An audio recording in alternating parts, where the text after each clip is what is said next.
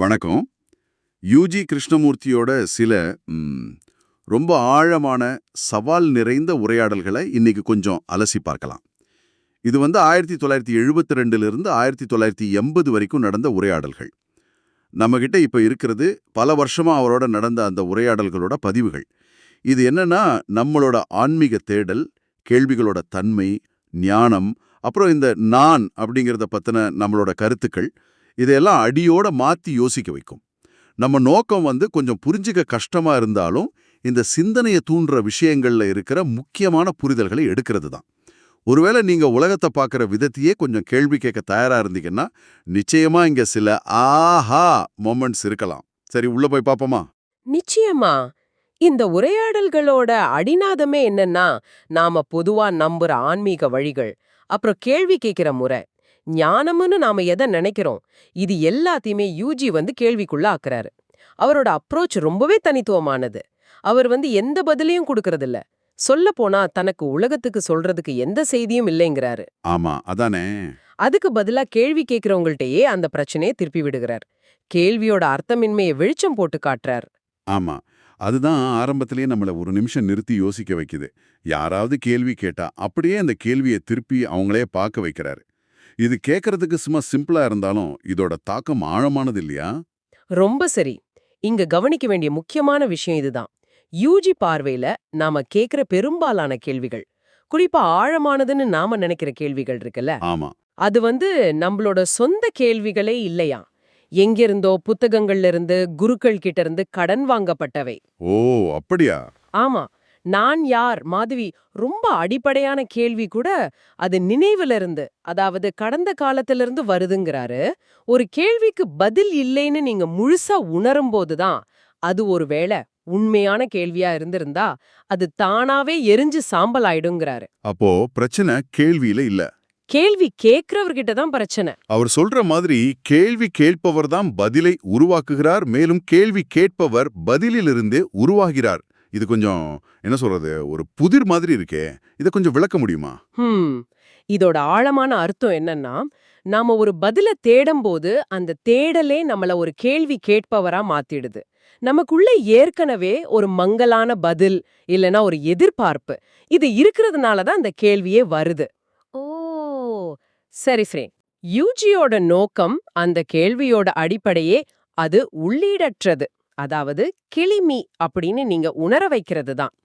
ஒரு கேள்விக்கு உண்மையான பதில்னு ஒண்ணு இல்லன்னு ஆகும்போது அந்த கேள்வி நிக்க முடியாது, அது தானாவே கரைஞ்சிடும். அப்போ அதோட சேர்ந்து அந்த பதில தேடுற கேள்வி கேட்கவரும் கரைஞ்சிடுவார்.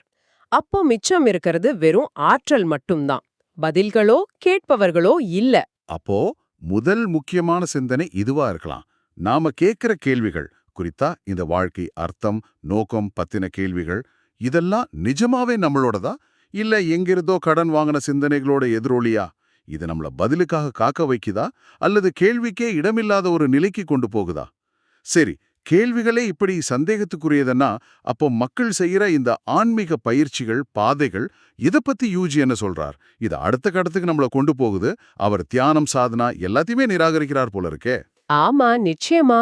அவர் சொல்றார், சுயத்திலிருந்து விடுபட நீங்க என்ன செஞ்சாலும் அதுவே சுயம்தான். இது நிறைய பேருக்கு அதிர்ச்சியா இருக்கும்.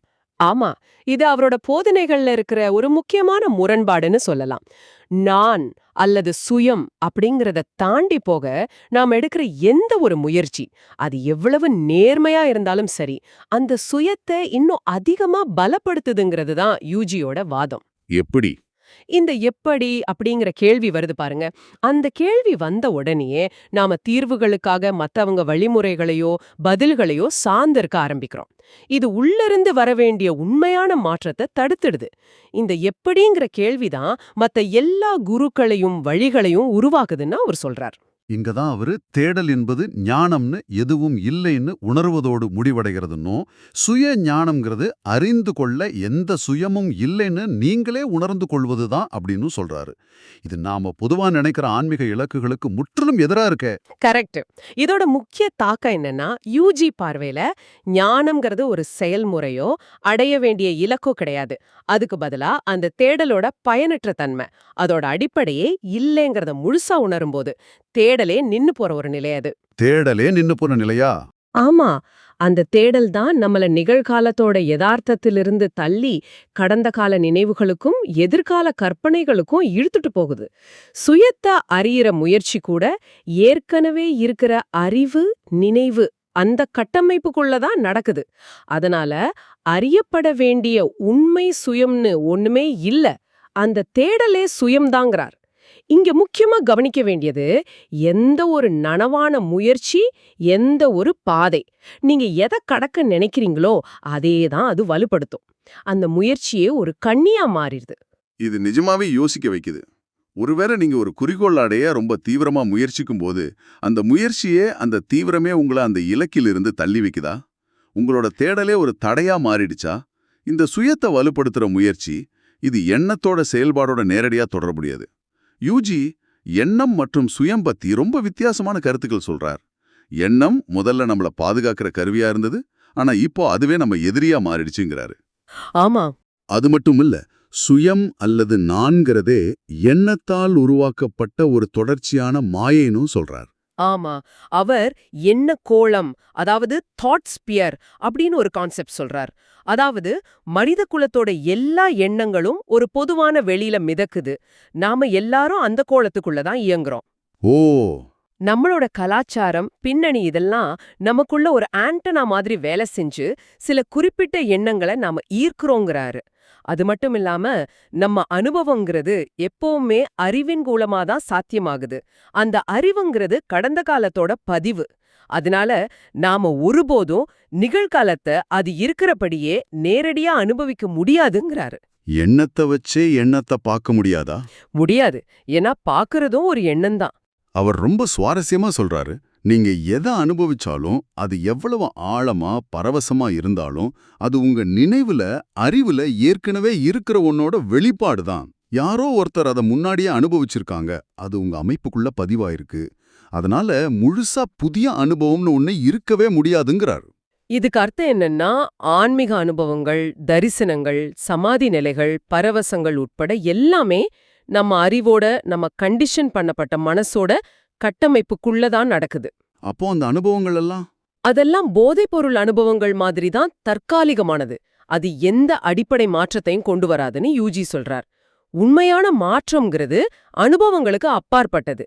அது எண்ணத்தோட தொடர்ச்சியான குறுக்கீடு இல்லாம புலன்கள் அதோட உச்சபட்ச திறனோட செயல்படுற ஒரு நிலை.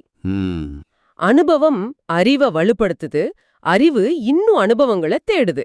இது ஒரு முடிவே இல்லாத ஒரு தீய வட்டம், விஷஸ் சர்க்கிள் மாதிரிங்கிறார். இது நம்மளோட ரொம்ப உயர்ந்த ஆன்மீக அல்லது உணர்வுபூர்வமான தருணங்களை கூட கேள்விக்குள்ளாக்குது. உங்களோட மிக முக்கியமான அனுபவங்கள் கூட யூஜி சொல்ற மாதிரி ஏற்கனவே இருக்கிற அறிவோட, நினைவோட விளைவுகளா இருக்க முடியுமா? உங்க பரவச நிலைகள் கூட ஒரு வகையில கடன் வாங்கப்பட்டதா இருக்குமோ?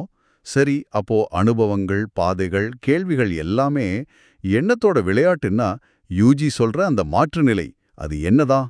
அவர் அதை ஆன்மீக ரீதியாகவோ உளவியல் ரீதியாகவோ விவரிக்கலைங்கிறது ரொம்ப முக்கியம். அதுக்கு பதிலா அதை முற்றிலும் உடலியல் சார்ந்த செயல்பாடு, பியூர்லி பிசியாலஜிக்கல் ஃபங்க்ஷனிங் அப்படின்னு சொல்றாரு. இது ரொம்ப வித்தியாசமா, கிட்டத்தட்ட ஒரு மெடிக்கல் விளக்கம் மாதிரி தோணுதல்ல? ஆமா. அவர் அதை ஒரு பேரழிவு, கேலமிட்டி அல்லது வெடிப்பு, எக்ஸ்ப்ளோஷன் விவரிக்கிறார். ஆமா, இது யூஜியோட ரொம்ப தனித்துவமான பார்வை. இந்த மாற்றம் நடக்கும்போது அது உடம்போட வேதியியல் அமைப்பையே மாத்துதுங்கிறார். நம்ம நாளமில்லா சுரப்பிகள், அதாவது யோக மரபுல சக்கரங்கள்னு சொல்றோம் இல்லையா? ஆமா, சக்கரங்கள். அது எண்ணத்தோட கட்டுப்பாடு இல்லாம தூண்டப்படலாங்கிறார். இந்த நிலையில எண்ணத்தோட அந்த தொடர்ச்சியான வர்ணனை இல்லாம புலன்கள் அதோட முழு திறனோட ரொம்ப கூர்மையா வேலை செய்து உடல் ரீதியான தற்காப்புக்கான அந்த இயல்பான பயத்தை தவிர மத்த மனோரீதியான பயங்கள் எதுவும் இருக்காது. இது காரண காரியங்களுக்கு அப்பாற்பட்டது, ஏகாசல். அதாவது இதுக்கு குறிப்பிட்ட காரணம்னு எதையும் சொல்ல முடியாது. இந்த மாற்றம் உடம்புல இருக்கிற ஒவ்வொரு செல்லையும் நரம்பையும் பாதிக்குதுங்கிறார். அவர் அந்த நிலையை விவரிக்கும்போது, அங்க யாரும் உணர்வுகளை உணர்றதில்ல, யாரும் எண்ணங்களை சிந்திக்கிறதில்ல, உடல் ஒரு கம்ப்யூட்டர் மிஷின் மாதிரி தானா இயங்குதுன்னு சொல்றார். அப்புறம் கேள்வி பதில் பத்தி பேசும்போது, பதிலுங்கிறது கேள்வியோட பிரதிபலிப்பு இல்ல, கேள்வி எரிஞ்சு போகும்போது மிச்சம் இருக்கிறது ஆற்றல் அப்படிங்கிறார். அந்த நிலையில நான் அப்படிங்கிற அந்த தனி மையம், அந்த பிரிவினை உணர்வு இல்ல. அதனால விழிப்பு, கனவு, ஆழ்ந்த உறக்கம்னு இந்த மாதிரி வேற வேற நிலைகளும் இல்ல. இது ஒரு அறியாமை நிலை, ஸ்டேட் ஆஃப் நாட் நோயிங். ஆனா அது அறிவின்மை இல்ல. ஏன்னா எனக்கு தெரியாதுன்னு சொல்றதுக்கு அங்க யாரும் இல்ல. அது ஒரு தொடர்ச்சியான வியப்பு நிலை, ஸ்டேட் ஆஃப் வண்டர். உலகம் ஒவ்வொரு கணமும் புதுசா தோணுது. செயல்கள் எல்லாமே அந்தந்த சூழ்நிலைக்கு ஏத்த மாதிரி இயல்பான, உடனடியான எதிர்வினைகளா இருக்குமே தவிர, மனசுல பதிஞ்ச பழைய எண்ணங்கள் அல்லது தீர்மானங்களோட அடிப்படையிலான பிரதிகரிகள் இல்ல. அதாவது கடந்த காலத்தோட சுமை இல்லாம. ஆமா, நிகழ்காலத்துக்கு உடல் நேரடியா ரெஸ்பான்ஸ் பண்ணுது. புலன்கள் ரொம்ப கூர்மையா வேலை செய்யுது. இத கற்பனை பண்றது கூட கஷ்டமா இருக்கு. எண்ணங்களோட தொடர்ச்சியான குறுக்கீடு, வர்ணனை இல்லாம உலகம் எப்படி தோணும்? அறிவோட, நினைவோட சுமைகள் இல்லாம சும்மா புலன்கள் மூலமா உலகத்தை உணர்றது, அந்த வியப்பு நிலை எப்படி இருக்கும்? இந்த இயற்கை நிலை ரொம்ப தனித்துவமானதுன்னு தெரியுது. இது சமூகத்தோட எப்படி பொருந்துது? யூஜி ஒவ்வொரு மனுஷனும் தனித்துவமானவங்கிறார். பரிணாம வளர்ச்சியோட ஒரு அற்புதமான திரும்ப வராத படைப்பு ஒவ்வொரு தனிநபரும். ஆனா நம்மள சுத்தி இருக்க கலாச்சாரம் ஒரு சராசரி மனிதனை, ஆவரேஜ் மேனை உருவாக்கி அந்த உள்ளார்ந்த தனித்துவத்தை பர்சனாலிட்டியா நசுக்கிறதுங்கிறார். ஒவ்வொருத்தரும் பூக்க வேண்டிய ஒரு தனி மலர் மாதிரி. மிக முக்கியமான கருத்து இது. இந்த கலாச்சாரங்கிறது வெளியே இருக்கிற சமூக அமைப்புகள் மட்டும் இல்ல, அது நம்மக்குள்ள, நம்ம சேத்தனாவின், நம்ம நனவோட ஒரு பகுதியா ரொம்ப ஆழமா பதிஞ்சிருக்கு. நமக்குள்ளேயவா? ஆமா, இது தலைமுறை தலைமுறையா மரபணுக்களை விட ஆழமா கடத்தப்படுது. மனிதகுலத்தோட ஒட்டுமொத்த அனுபவங்கள், நம்பிக்கைகள், பயங்கள், உணர்வுகள் எல்லாமே இதுல அடங்கும். இந்த கலாச்சாரத்தோட பிடியிலிருந்து விடுபடுறது தான் உண்மையான மலர்ச்சிக்கு வழிவகுக்கும்னு யூஜி சொல்றார். ஆனா அத நம்ம முயற்சியால செய்ய முடியாது. எந்த முயற்சியும் அந்த கலாச்சார கட்டமைப்பை இன்னும் வலுப்படுத்துமே தவிர உடைக்காது. அது தானா தற்செயலா நிகழணும். இங்கதான் அவரு உங்களுக்கு முன்னாடி மனுஷன் அனுபவிச்ச உணர்ந்த எல்லாத்தையும் புத்தர், கிறிஸ்து உட்பட எல்லாரோட போதனைகளையும் ஒதுக்கி தள்ளுறதுதான் உண்மையான தைரியம். அப்போதான் நீங்க நீங்களா இருக்க முடியும்னு ரொம்ப தீவிரமா சொல்றார். அவர் சமுதாயத்துக்கோ மதத்துக்கோ எதிர போராடல. அவர் சமுதாயத்தோட முரண்படல. அதுக்கு பதிலா சமூகத்தோட எதிர்பார்ப்புகள், கடந்த காலத்தோட சுமைகள், மரபு வழியா வந்த அத்தனை கருத்துக்கள், இதோட பிடியிலிருந்து விடுபடும்போதுதான் ஒவ்வொருத்தரோட தனித்தன்மையும் அந்த பரிணாமத்தோட உச்சகட்ட பொருளா வெளிப்பட முடியுங்கிறது தான் இதோட சாரம். ஆனா மறுபடியும் சொல்றேன், இது முயற்சி மூலமா சாத்தியம் இல்ல, அது ஒரு நிகழ்வு.